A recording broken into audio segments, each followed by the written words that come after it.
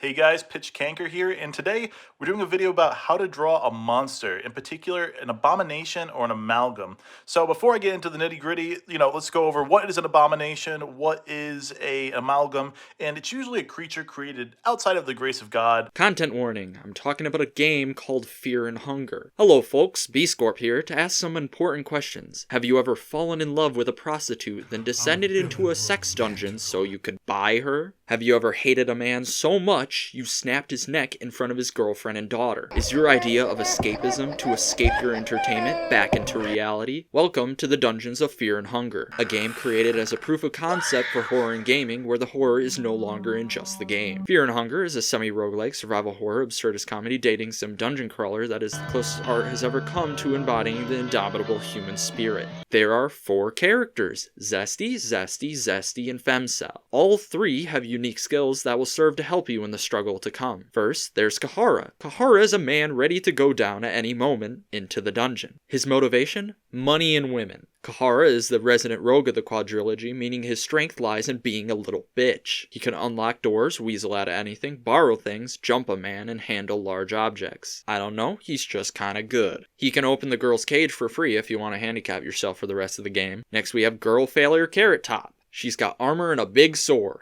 Her skills are to be a combat god. That is all. Next we have Ragnavolt. Oh, wait, I forgot. Darce has access to the skill Leg Sweep. Probably not even worth mentioning. All it does is break any door in the game. Ragnavoldr is a big guy. A dude. A man. He has no skills. Okay, he can eat bodies for nutrition if you never planned on learning any other skills, and he's pretty good with a bow. Otherwise, he starts off as the best character, and that's his peak. It's all downhill from there. Lastly is the last character. He's the 4th character you can play.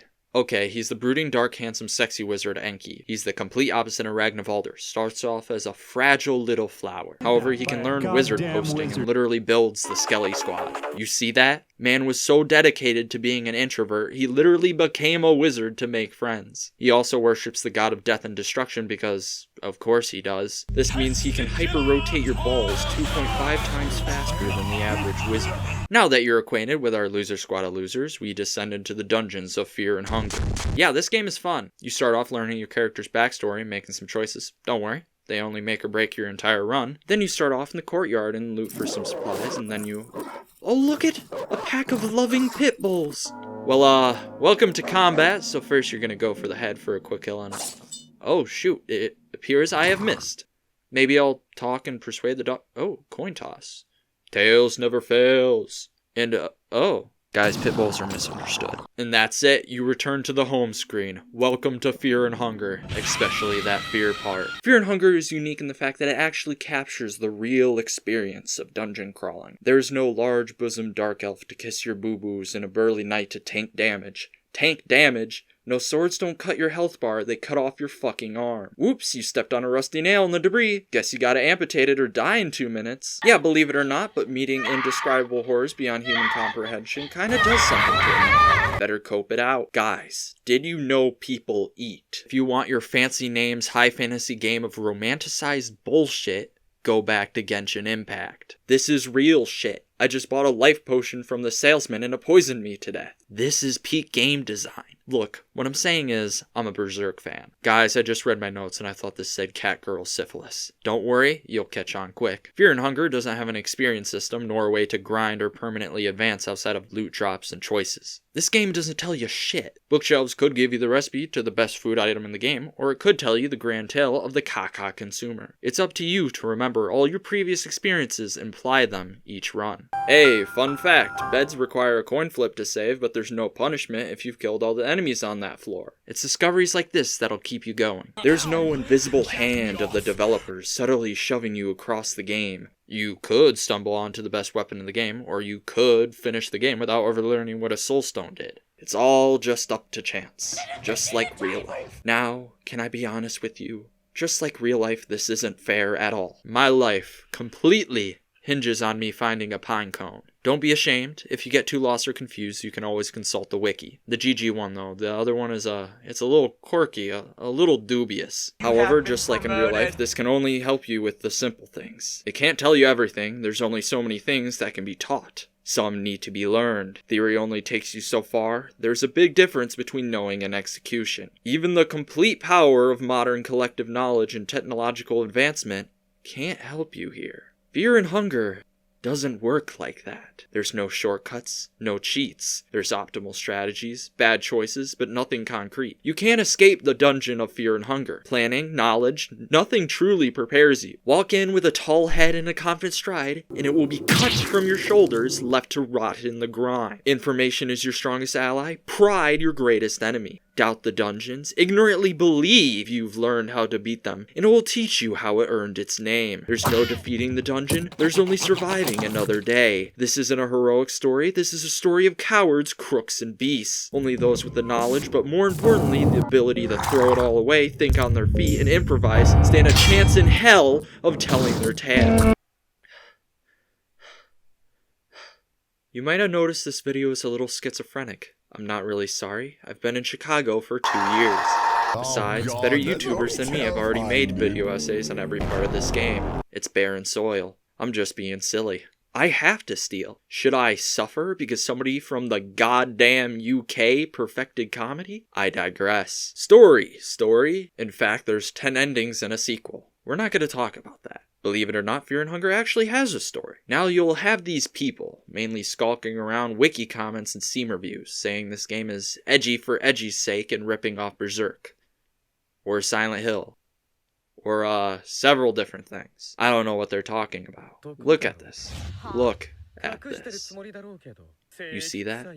That's deep character writing. Fear and Hunger starts with our 4 piss babies entering the dungeon. Kahara, previously stated. Dars, her idiot war criminal boyfriend Griffith got locked up in the dungeons. Guts, idiot war criminal Griffith slaughtered his people and family for a random goddamn cube they found in the horrifying dark continent of America. Enki just wants to know what's up. Now here's where it gets tricky with those 10 endings and time shenanigans. So we're going to follow what is most likely the overall canon ending. Ragnvaldr-chan blushes at Kahara-kun. Okay, that's timeline 1. Timeline 2, Dars finds a child in a cage and saves her. Joke's on her, that kid inhales food. Kahara literally steps foot in the dungeon and gets locked up and busted up. Ragnvaldr befriends a small pit bull. So characters might meet up with each other, or not. The party mechanics are kind of confusing lore-wise, and I'm only playing this game so many times for gameplay footage. So it's up to interpretation. All else we know of Ragnvaldr is that at some point he delves into the thicket and finds the Eastern Sword, which strangely repels darkness. It's cursed, and Ragnvaldr defeats the samurai ghost, learning that someone else hated the spreading darkness as much as him, but failed. And his sword has remained here, looking for someone to continue the quest. Somebody saves Kahara, which he kindly repays by mugging them. Oh yeah, before humanity there used to be an entire society of lizard people. Don't worry about him either. He's just here to stalk you for the rest of the game. Oh hello there, fine gentleman. Pocket Cat.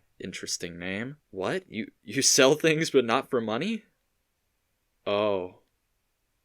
Good, okay, to the man of the hour. Now you can play the entire game with Legarde where he pretends to have amnesia, plays magical chairs with you and becomes the destined new god. But according to the sequel, it is canon that all the characters failed to do the one thing they were supposed to do and save Legarde. Anyways, Dars and the girl are mega sad, Ragnvaldr is mega not sad about it. Enki finds him and is like, dang.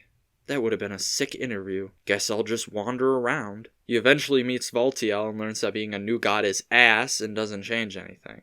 Bummer. What's a new god? Oh, I didn't catch you up on the lore in this lore segment. The old gods are the eternal representations of concepts. Destruction, the depths, freaky deaky. They used to be here, but we pissed them off with our whining and self-obsession, so they left. Only their traces remain. However, they listened to all our complaining about deciding our own fate or whatever, and left us a gift. The Golden Throne. It makes people into new gods. Much weaker mortal gods who can act in the old god's place. Surprise, it's an old god trap. The new gods can't really do anything and the cycle just repeats endlessly. And this is the Fellowship. They're the newest batch of suckers. Got it? Got it. In other news, Dars finds the cave dwellers and sees their uncivilized, barbaric ways, and decides to perform a one-lady crusade. that does not go well. After some period of time, somebody saves Darcy and maybe stays with them? This entire section is an excuse to talk about the game. There is no canon. One genocide later. Oh hey, Nosramis. Gotcha, Nosramis. Nobody fucks with Nosramis. Oh damn, that hurt. Better go get some health. I heard there's an area with a free heal. Oh. Someone probably meets Nasra, who is, a little special. Basically, he was an asshole wizard who got jumped and kicked out of the New God Club for being an asshole, and now he's all salty about it. Everybody at some point reaches Mahabra, the former city of the Old Gods' current retirement home for the New Gods. Hey, my Mahabra footage is corrupted. I wonder why. Oh. Now we're in the Hall of the New Gods, a pocket dimension where retired New Gods just sit around and ponder. We've gained their audience. They'll share their divine wisdom and answer any 3 questions. Okay, oh fuck, hold on, oh fuck, well, one more, damn it, goodbye. Well, at least it comes with a free save. Oh, I've made too many mushroom stews. Damn, Kahara, that's rough. That's really rough. Yeah, that also sucks, Ragnvalder. Oh god, I know what's in there. Girls, start making them explosive vials. Damn, you really just a simp, Darce. Oh yeah, Lagarde is prophesized and glazed up to be a special man and will unite the world, and everybody won't shut up about him. Look at you now. Anyways, after defeating that, we meet Nilvan, who has sought for a permanent solution to man's problems that extends beyond the New Gods, and she believes that solution is the little girl. So she requests we bring her to the Heart of Darkness, which you accept because, I mean, who says no to a New God? Also, she gives you her soul, which you'll need all 3 to fight Francois and reach the Golden Throne, the Ascension tool of the New Gods. You could fight the Fellowship for them, or you could murk the other playable characters. It's your choice. So Enki finds Francois and rips him a new one, then sits on the throne because Nosrama said it'd be a good learning experience.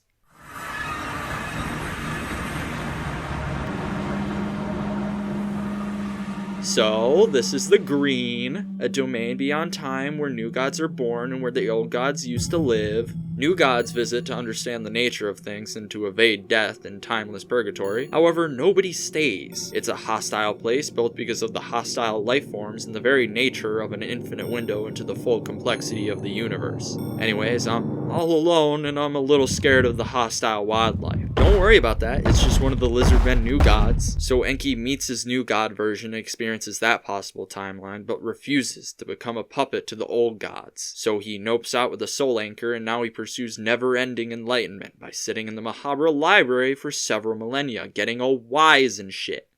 Fun. Nasra tries to fight traces of Gurogoroth and gets roasted.